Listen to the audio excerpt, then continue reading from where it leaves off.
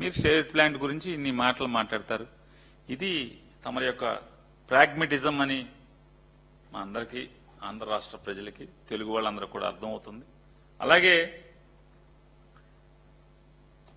ఆయన అన్అపాలజెటిక్ సనాతని అయినటువంటి ఆంధ్రప్రదేశ్ రాష్ట్ర ఉప ముఖ్యమంత్రి గారు వారు నిన్న భారతదేశంలో ఉన్నటువంటి చాలా రాష్ట్రాలు, ఒక 10-15 రాష్ట్రాల్లో ఉన్నటువంటి జన సైనికులందరినీ కూడా వైజాగ్ లో కూర్చోబెట్టి ఆయన చెప్పింది ఏంటంటే, దసరాకి పూజ చేయండి, పూజ చేసి ఆయుధాల చేతబూని రోడ్ల మీదకి రండి అన్నారు.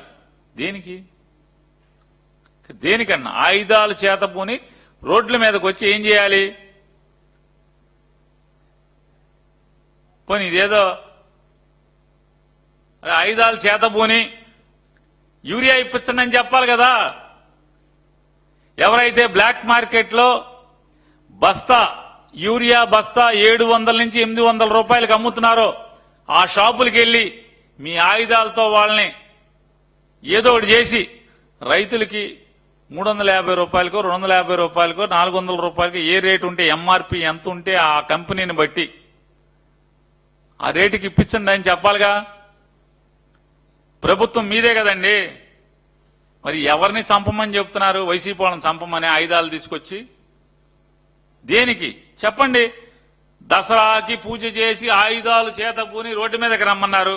రోడ్డుకి మీదకి రమ్మని చెప్పండి, పోనీ మంచి చేయించండి. యూరియా కోట్లకి వెళ్ళమని చెప్పండి. రాష్ట్రంలోని రైతాంగం అంతా కూడా ఆఖరికి పిఠాపురంలో కూడా యూరియా కోసం అల్లాడుతున్నారు. నత్రజని లేక విలవిలాడుతున్నారు, దొరకక. బ్లాక్ మార్కెట్, రైతు భరోసా కేంద్రాలను తీసేశారు. గత 5 ఏళ్లలో ఏ ఒక్క రైతైనా యూరియా అందలేదు, నత్రజని అందలేదు మాకు అని చెప్పి రోడ్డు ఎక్కినోడు ఎవడన్నా ఉన్నాడా?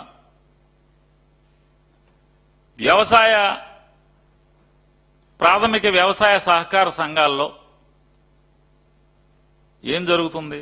తెలుగుదేశం వాళ్ళు మొత్తం యూరియా కట్టలు బ్లాక్లో అమ్ముకుంటున్నారు, ఎత్తుకుపోతున్నారు.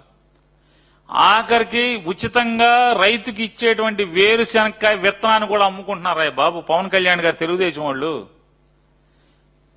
రైతులకి ఉచితంగా చిన్న రైతుకైతే 30 కేజీలు, పెద్ద రైతుకైతే 60 కేజీలు ఉచితంగా ఇచ్చేటువంటి వేరుశనగ విత్తనాన్ని కూడా తెలుగుదేశం వాళ్ళు అమ్ముకుంటున్నారు. బినామీ పేర్ల మీద రాసుకుని ఏదో ఒక ఆధార్ కార్డు పెట్టి రాసుకుని అమ్ముకుంటున్నారు.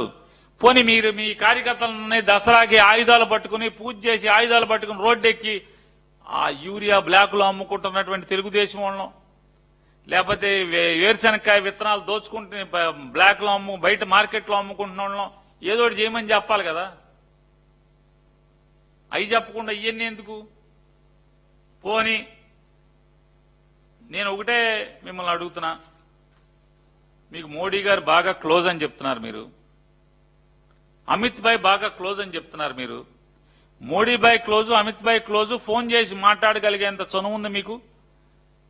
11 సంవత్సరాల స్నేహం ఉంది. మోడీ భాయ్ అమిత్ భాయ్ మాకు ఇక్కడ యూరియా లేదని చెప్పి ఫోన్ ఎందుకు చేయరు అని అడుగుతున్నాను.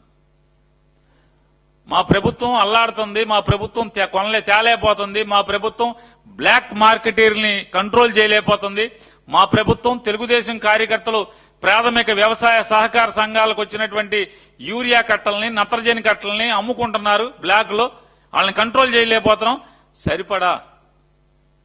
సరిపడా యూరియా నత్రజని మాకు పంపించు అమిత్ భాయ్, మోడీ భాయ్ అని ఎందుకు ఫోన్ చేయరు అని అడుగుతున్నాను. చెయ్యండి పవన్ కళ్యాణ్ గారు, చేయండి అయ్యా, మీకు దండం పెడతాం. మీ పరపుతుంది ఎవడికి?